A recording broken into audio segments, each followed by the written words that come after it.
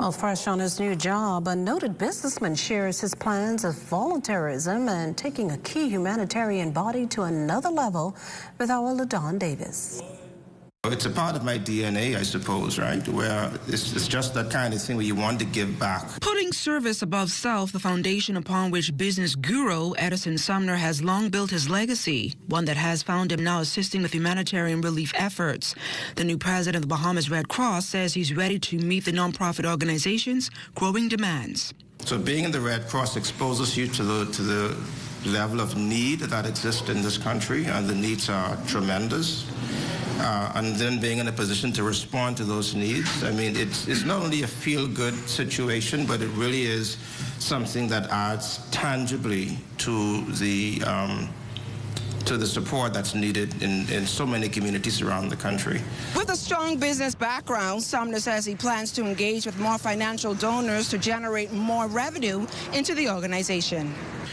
So now that we are pretty much getting out of the woods of the pandemic, and businesses and donors and those are beginning to look at their benevolent funds again, we're hoping that we can now begin to properly tap into those resources. But we want to look at how we can expand that donor base. But in doing so, we have to now begin to tell what is the value proposition for donating to the Red Cross.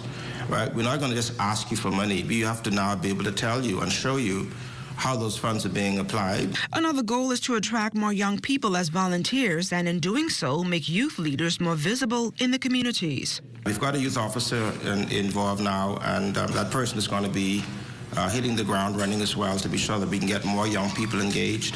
And we also have a high school program, I should say a school program, but we're going to be enhancing that further, getting more kids interested in doing work at the Red Cross level. But in the meantime, Sumner says his first order of business is to not only set quarterly operational and financial targets, but to spend more time visiting Family Island residents, particularly those in Grand Bahama and Abaco, before the end of summer. For the Bahamas Tonight, I'm LaDon Davis.